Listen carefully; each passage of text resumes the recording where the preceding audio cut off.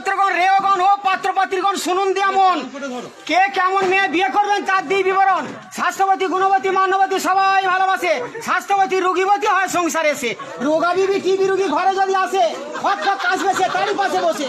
দেখিতে সুন্দরী বউ যদি আসে ঘরে, তাকে ছেড়ে পালাবে সে অন্যের হাত ধরে। কারো যদি হয় ভাই কুৎসিত পত্নী, লোকে বলবে এনেছি শেওড়া গাছের পেদনি। সংসারে টেকসই বউ চাও যদি কেউ, আনতে হবে ডিভোর্স করা বিবাহিত বউ। চাকরি করা বউ যদি আসে ঘরে, বাজারে হিসাব নেবে জামার কলার ধরে।